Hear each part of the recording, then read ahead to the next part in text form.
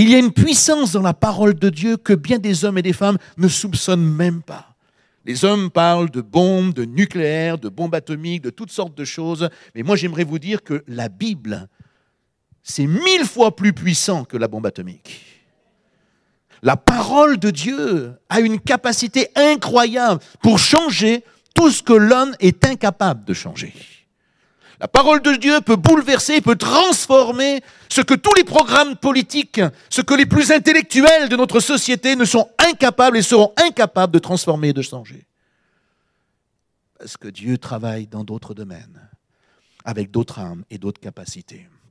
Il me semble que dans ce texte, il y a là un message vraiment extraordinaire. C'est la réponse à nos problèmes, c'est la réponse à nos besoins. C'est quelque chose qui peut nous apporter certaines certitudes même quant à notre avenir.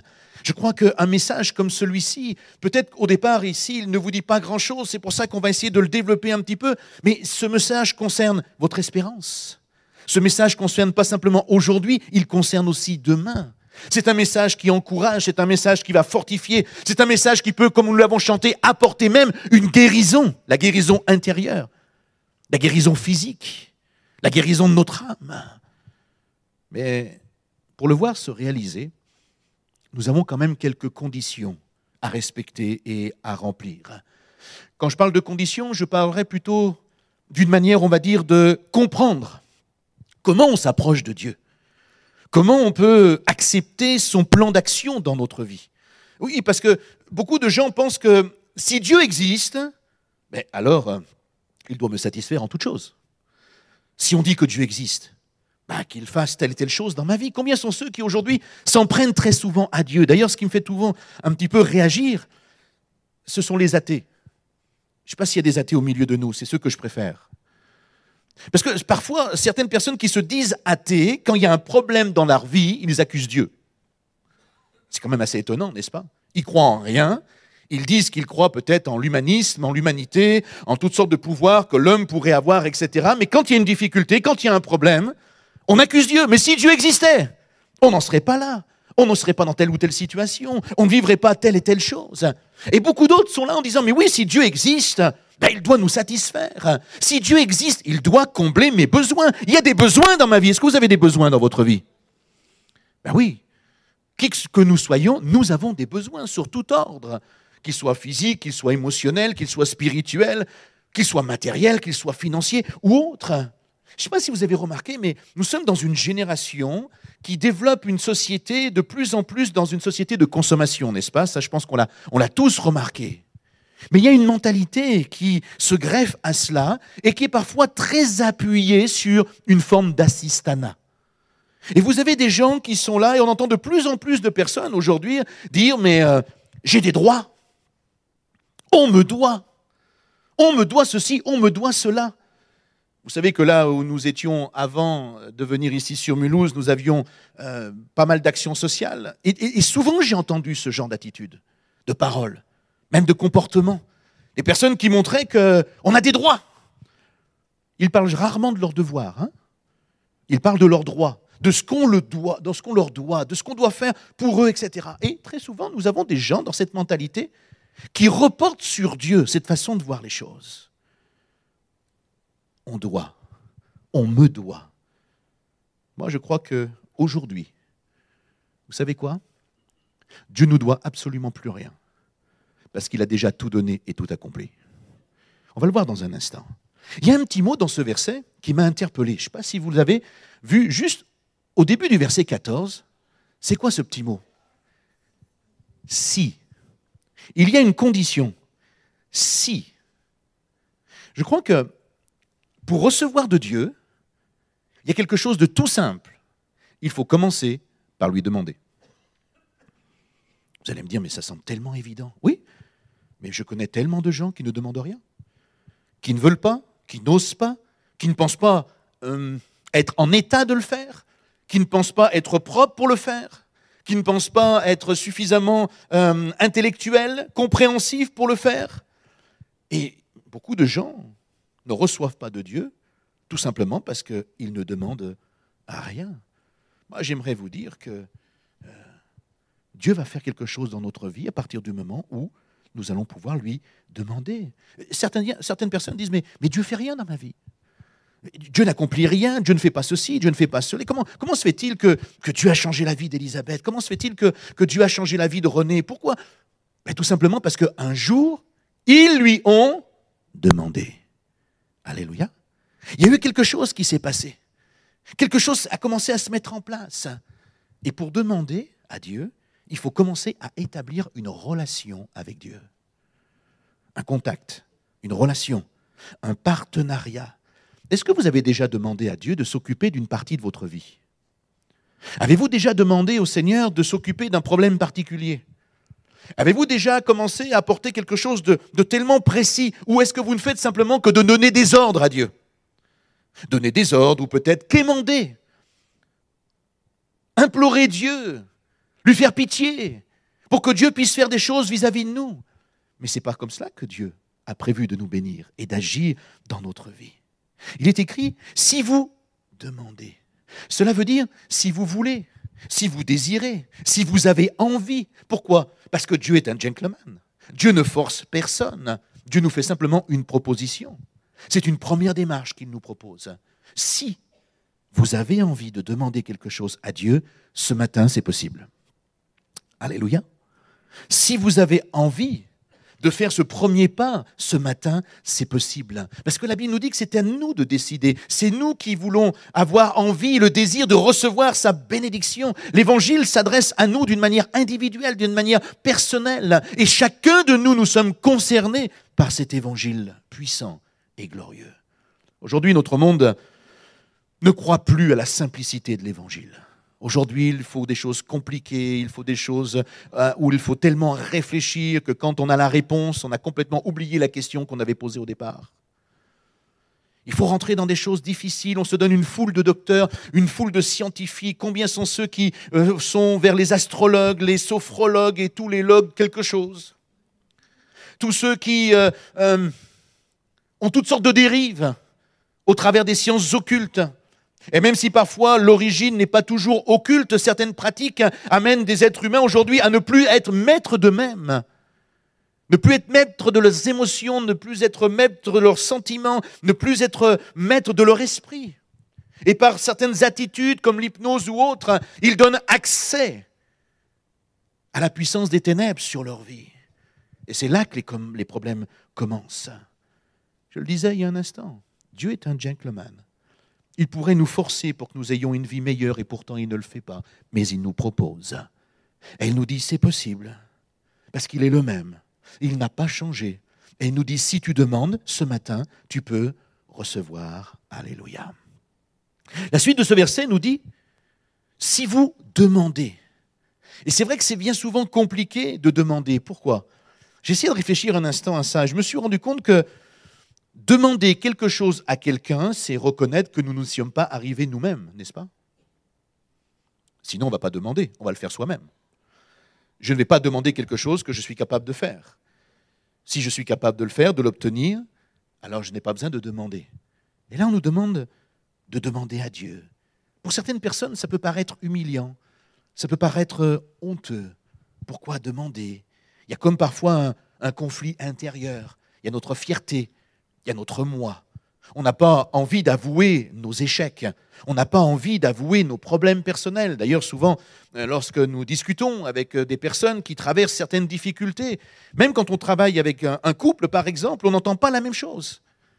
Pourtant, la situation est la même, la problématique est la même.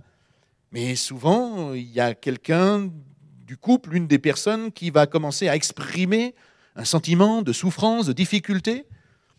Et l'autre va dire non, non, tout va très bien. Pas de souci.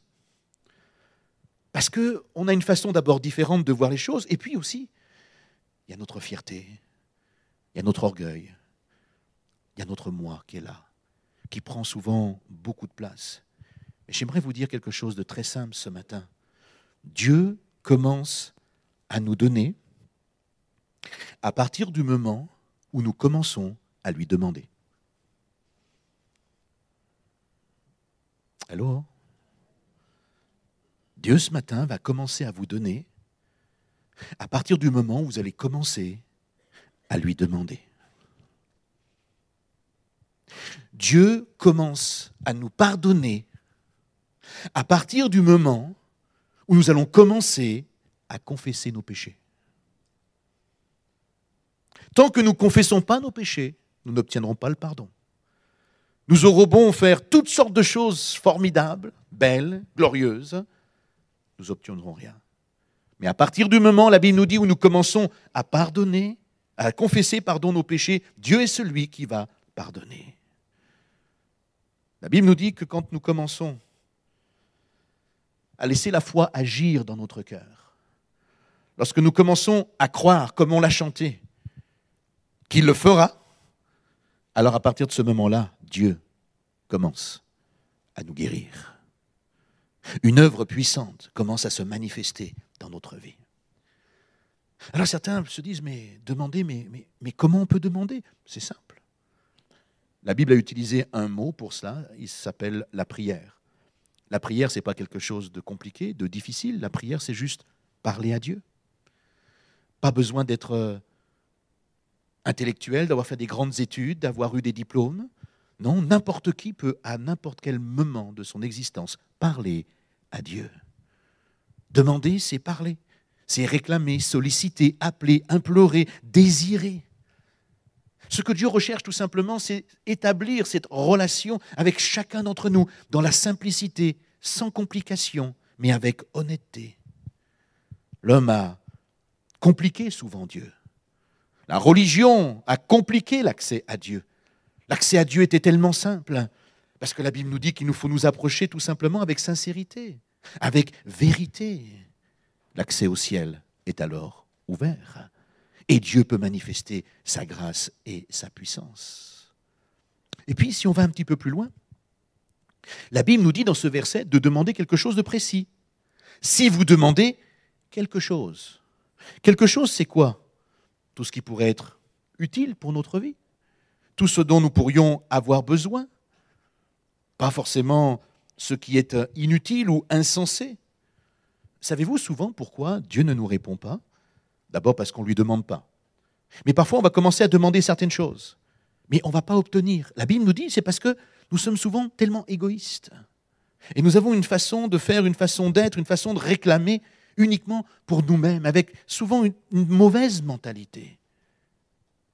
Et c'est aussi parce que l'on voudrait que Dieu fasse des choses dans notre vie, afin que finalement, nous n'ayons pas besoin de les faire. Il y a des fois, Dieu ne répond pas à cause de cela.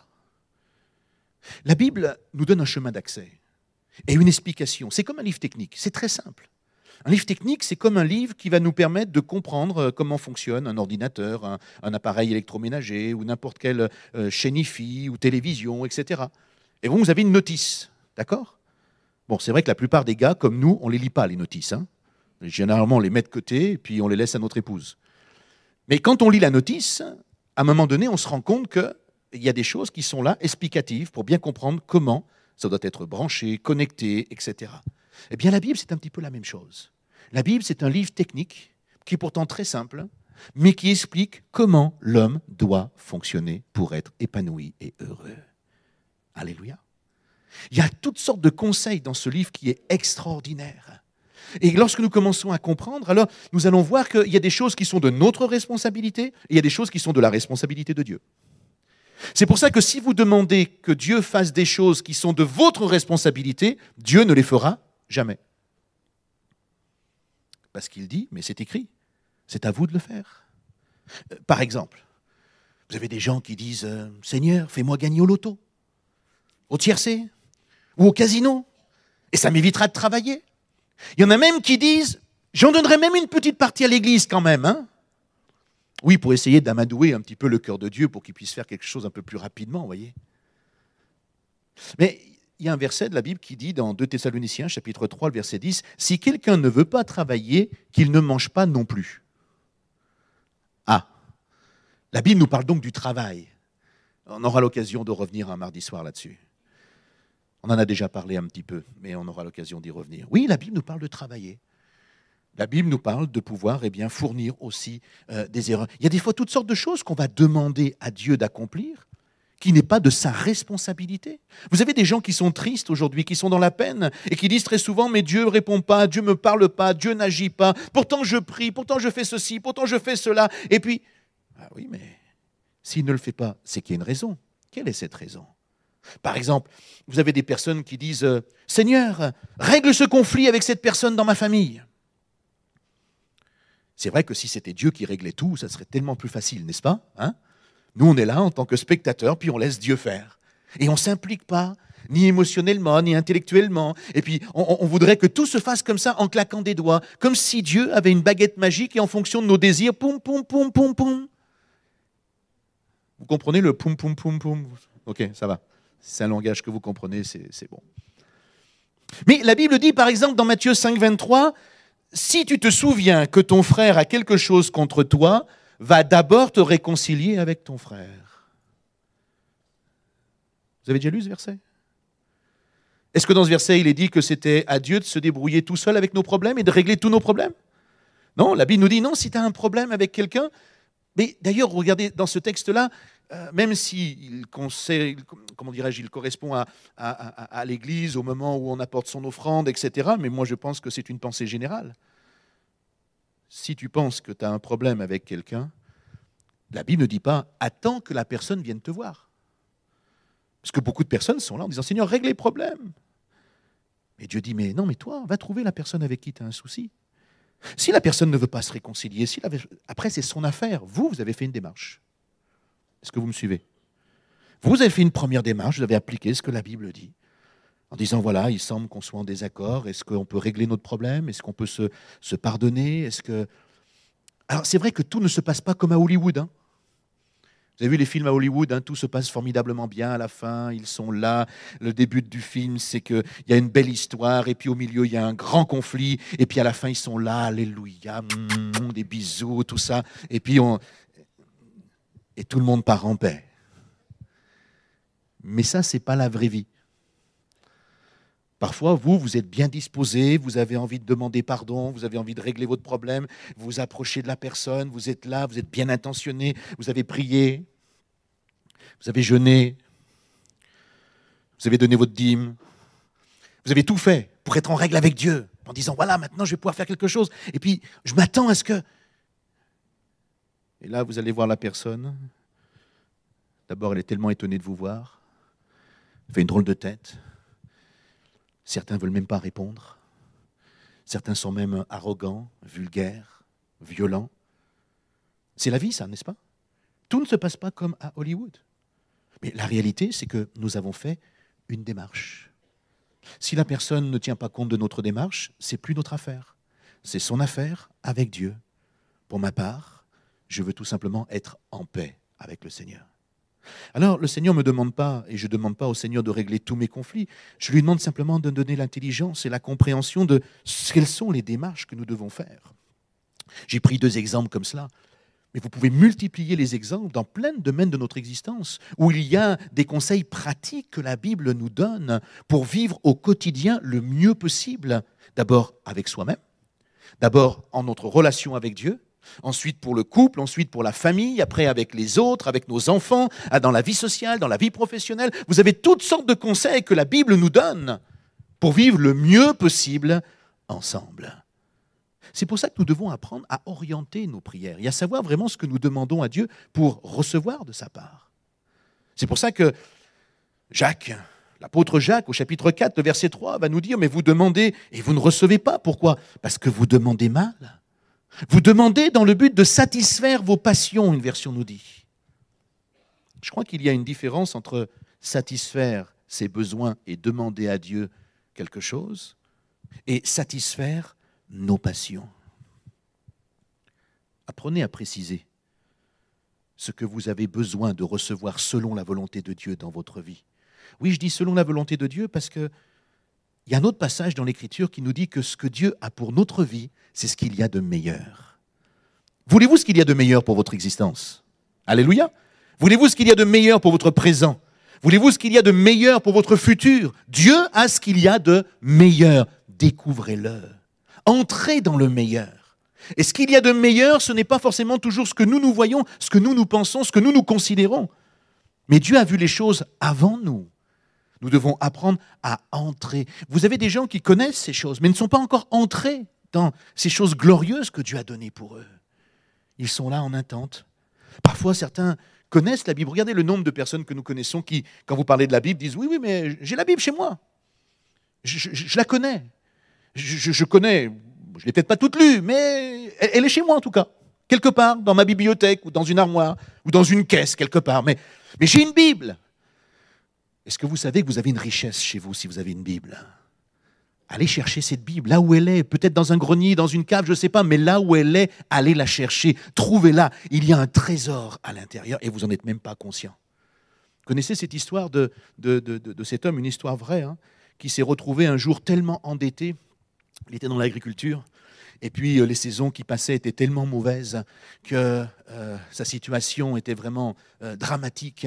Et puis au bout d'un certain temps, eh bien, les banquiers et tous ces organismes de crédit l'ont amené à être complètement étouffé en lui disant « Maintenant, on vous somme de nous rembourser tout ce que vous nous avez emprunté. Sinon, on saisit toutes vos terres, tout ce que vous avez, on vend tout pour nous rembourser et vous faites autre chose. » Cet homme était complètement déboussolé, il était là dans une grande crainte. Cet homme avait juste une espérance, c'est qu'il était chrétien, il avait un jour donné sa vie à Christ et il ne comprenait pas pourquoi il était dans une telle situation. Il s'est mis à prier et acculé par les dettes et dans une situation qui arrivait vraiment de plus en plus à son terme, ne voyant aucune solution, il s'est dit « Mais qu'est-ce qu'il faut que je fasse ?» Et un jour, dans cette période-là, tellement critique, quelqu'un est venu taper à sa porte. C'est un exploitant pétrolier qui lui dit « Est-ce que je peux utiliser certaines de vos terres pour aller forer ? Nous avons fait quelques études et il semblerait que peut-être sur certains endroits, nous pourrions trouver du pétrole. » Cet homme était très étonné de ce qu'il entendait. Et puis il s'est dit en lui-même « De toute façon, j'ai rien à perdre.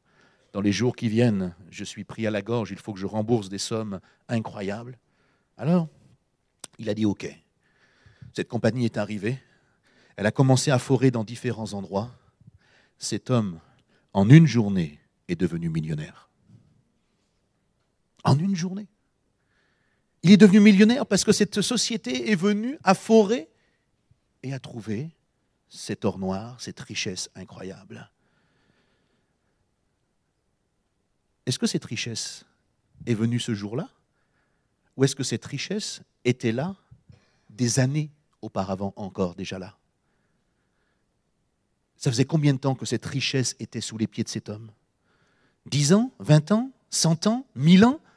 On ne sait pas, mais la réalité, c'est que quand cet homme a acheté ces terres, la richesse était déjà là. Mais lui, il ne le savait pas. Lui, il ne l'avait pas découvert. Lui ne savait pas ce qu'il y avait dessous. Il a fallu que la situation de sa vie l'amène à être acculé totalement pour, à un moment donné, accepter que cette entreprise puisse venir. C'est la même chose pour nos vies. Nous avons une Bible, nous avons entendu parler de Dieu, nous avons entendu parler des églises, nous avons entendu parler de foi, nous avons entendu parler d'un Jésus qui pourrait nous bénir, mais peu l'ont vraiment exploité, ce filon-là. Peu ont vraiment exploité cette profondeur de réflexion en disant « Mais ce Dieu est-il vraiment simplement un Dieu religieux ou est-il capable de faire tellement plus pour nous ? Est-il capable de changer vraiment notre vie ? Est-il capable, comme nous l'avons entendu dans ces témoignages, de bouleverser totalement notre existence ? » Oui, il y a une réalité. Dieu est vivant. Et vous pouvez le découvrir aujourd'hui. Vous pouvez faire une expérience ce matin. Vous pouvez vivre quelque chose d'incroyable. Parce que Dieu n'est pas là simplement pour satisfaire vos besoins, mais il veut bouleverser, changer votre vie. Apprenons à préciser ce que nous voulons vraiment. Apprenons à tout simplement découvrir comment Dieu veut prendre soin de notre vie personnelle, de notre santé, de notre corps, même de l'aspect matériel, familial, etc. Oui, Dieu a le désir de nous faire du bien dans tous ces domaines-là. Faites la liste de vos besoins ce matin, mais la liste précise. Besoins spirituels, besoins matériels, besoins émotionnels, besoins sentimentaux, besoin professionnel, besoin social, je ne sais pas. Quel est votre besoin? Faites la liste.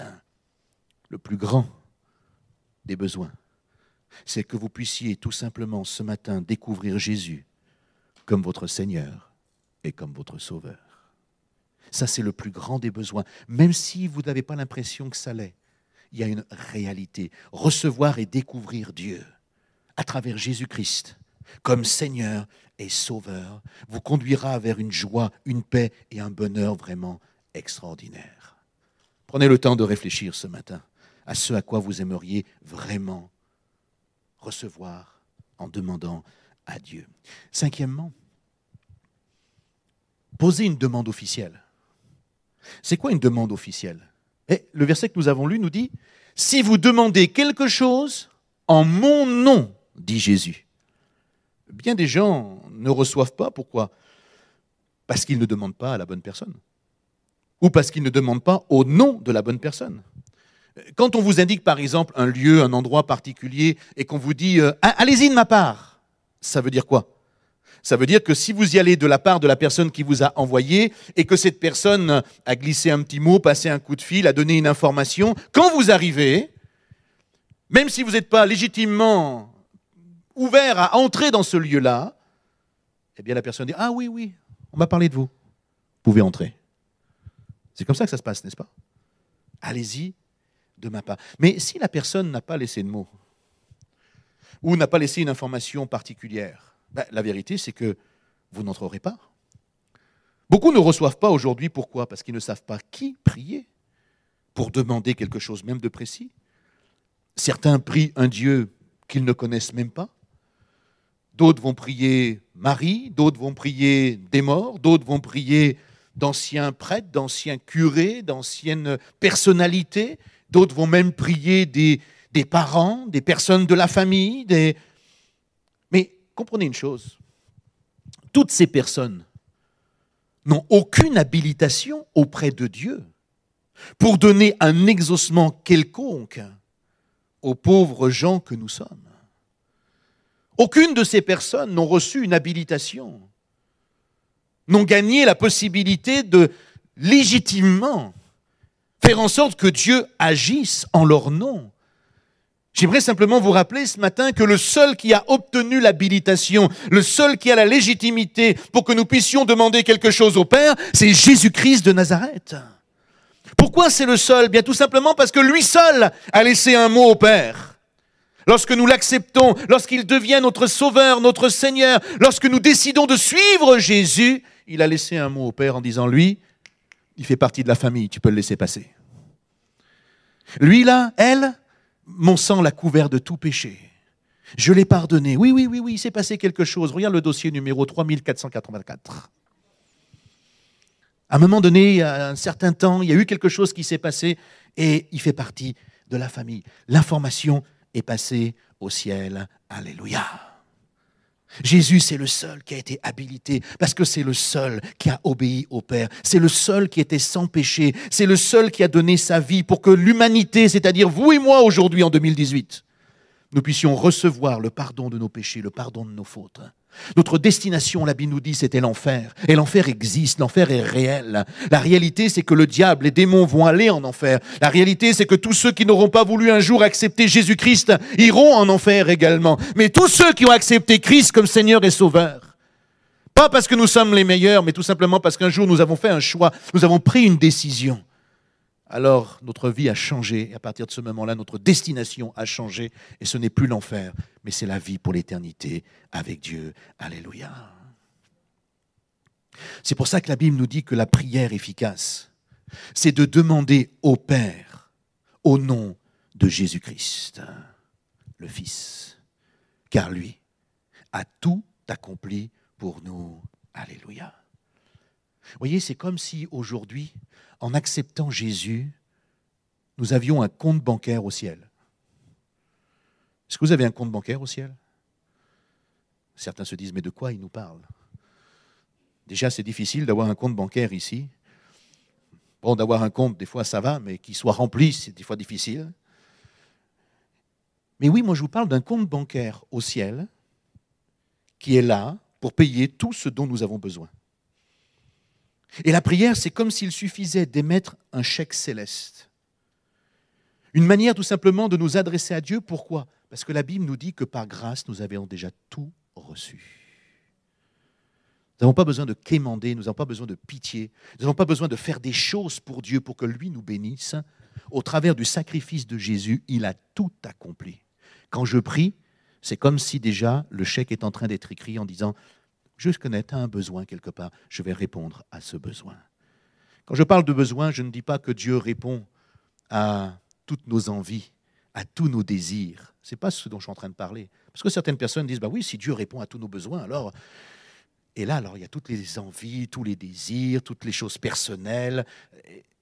Ce n'est pas ce que Dieu dit. Dieu dit, pour toi, j'ai un projet. Pour toi, j'ai une destinée. Pour toi, j'ai des plans. Pour toi, j'ai une route qui est tracée. Et j'ai ce qu'il y a de meilleur pour toi.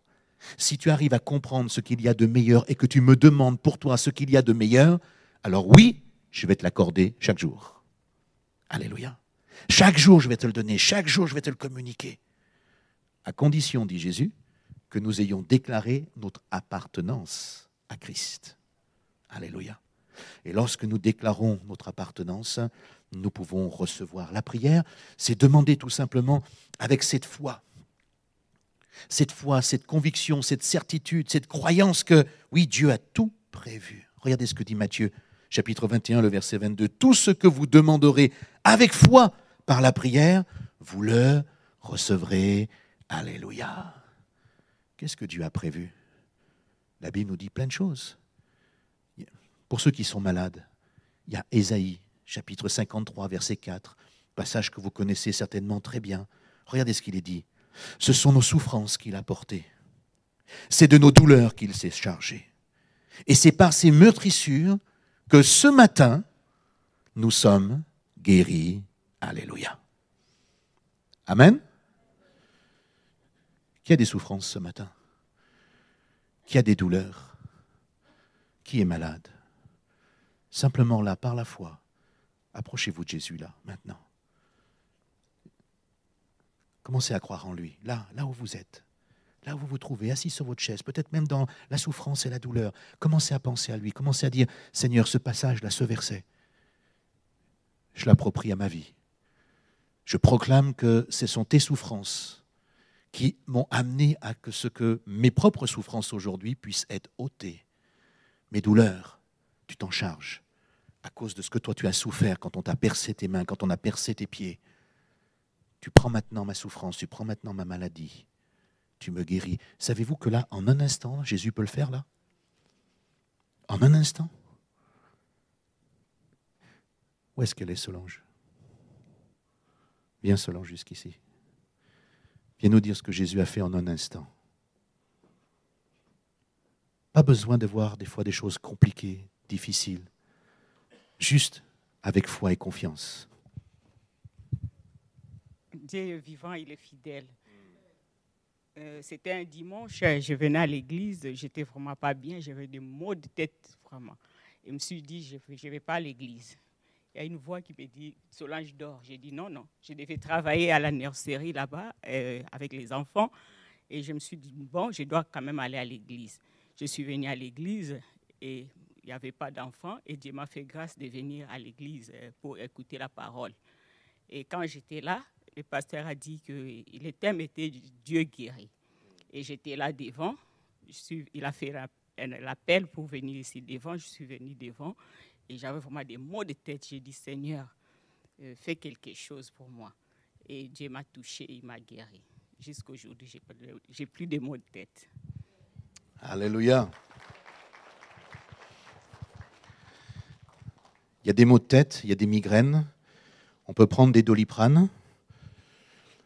Et puis, il y a des fois des moments où c'est tellement violent, tellement virulent, où c'est cyclique, ça revient comme ça, qu'on a vraiment besoin d'une libération, d'une délivrance. Et le fait simplement de demander, Jésus répond. Alléluia. Parce que Jésus répond à la fois. Est-ce que quelqu'un a des souffrances ce matin?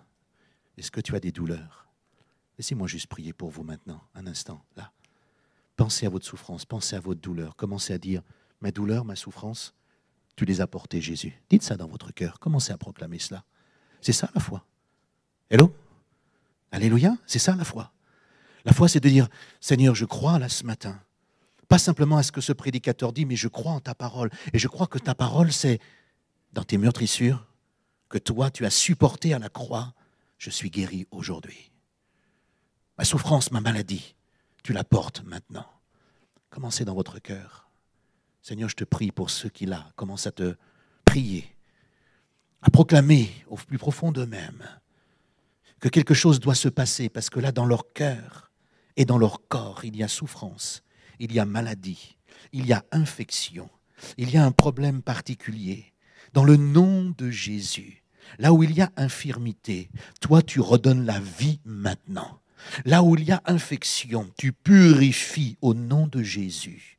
Là où il y a un problème quelconque, au travers des muscles, au travers des os, tu es celui qui est le divin médecin. Et là encore, ta parole nous dit que dans tes meurtrissures, tu guéris. Alors fais cette opération divine maintenant. Opère là, en ce moment même, en cet instant même, là dans le secret, dans l'invisible. Produis quelque chose là dans les oreilles, dans les yeux, dans le cerveau, dans le cœur, dans l'estomac. Là, au nom de Jésus, produis quelque chose qui vient du ciel et qui amène une vie et une vie abondante. Alléluia. Dans les meurtrissures de Jésus, tu es guéri ce matin. Crois-le. Le Seigneur ne s'est pas simplement occupé de nos problèmes physiques. Il s'est occupé également de nos problèmes de tous les jours, de nos soucis, de nos difficultés. Regardez avec moi Matthieu 11, 28. Il nous est dit, « Venez à moi, vous tous qui êtes fatigués et chargés, et je vous donnerai du... » Je vous donnerai du... Qui a besoin de repos ce matin? Est-ce qu'il y a quelqu'un qui a besoin de repos? Ouais, levez la main. Tu as besoin de repos? Seigneur, mon frère et ma sœur qui sont là, pour ceux et celles qui ont besoin de ce repos, accorde-leur le repos là maintenant dans le nom de Jésus. Pose ta main sur leur vie. Et là, d'une manière tellement particulière, tu passes dans ces rangs, tu passes dans ces rangées. Tu visites, tu touches là maintenant. Tu amènes cette sérénité. Tu vois celui ou celle qui est agité à cause des problèmes peut-être professionnels, matériels ou autres, et qui se demande comment les choses vont se passer. Tu poses ta main sur lui maintenant ou sur elle, et tu amènes ta paix, ta sérénité, ta tranquillité. Tu développes la foi, la confiance en toi, l'assurance que tu es en train de te charger de ses propres problèmes, de ses propres difficultés. Et tu amènes tes enfants dans la sérénité maintenant, dans le nom de Jésus. Alléluia. Amen. Il est celui qui nous donne la paix. Vous ne pouvez pas vous imaginer comme c'est extraordinaire d'avoir la paix de Dieu. Vous savez, lorsqu'il y a l'affliction, lorsqu'il y a la souffrance, lorsqu'il y a les moments compliqués, je vais demander à Joël de me rejoindre au piano, s'il te plaît. Quand il y a cette agitation dans nos vies, vous passez parfois par des moments agités? Ça vous arrive parfois d'être agité? Vous savez, quand il y a des situations que vous ne maîtrisez plus, des situations où vous avez l'impression que vous êtes comme submergé par les problèmes, hein? C'est dans ces moments-là, mon frère, ma sœur, chers amis, que vous avez besoin de découvrir la paix de Dieu, la sérénité. Dans Jean 14, 27, vous savez ce qu'il nous dit? Jésus nous dit, je vous laisse la paix. Je vous donne ma paix. Je ne donne pas comme le monde donne. Non, Jésus donne d'une manière particulière. Il ne donne pas en fonction de nos mérites. Nous avons une prime au travail si nous travaillons bien. Mais Dieu, ce qu'il nous donne, ce n'est pas par rapport à nos mérites, c'est par grâce. C'est par amour. Et ce matin, vous pouvez ressortir de ce lieu avec sa paix. Sa paix, ça vaut tout l'or du monde. Être tranquille en Christ, mais ça vaut tout l'argent que vous pourriez gagner pendant toute une vie. Simplement la paix de Dieu. Et puis il s'occupe de d'autres choses, de nos inquiétudes. On a la peur du lendemain. On a des inquiétudes pour nos familles, pour nos enfants. On a des inquiétudes pour ceux et celles que nous aimons et que finalement, eh bien, il n'y a pas toujours de solution.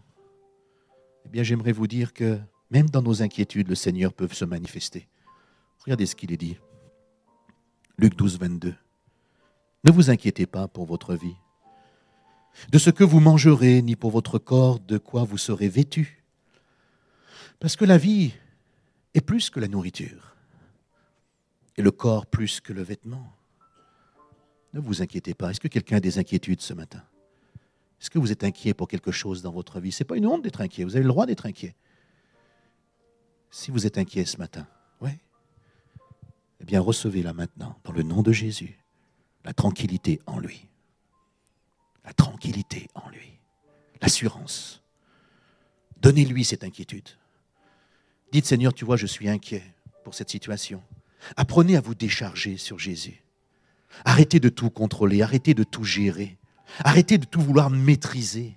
Arrêtez de vouloir chaque détail de vos enfants, chaque détail de votre mari ou de votre épouse, chaque situation particulière de votre famille, de tout vouloir contrôler à 200%. C'est épuisant de tout contrôler.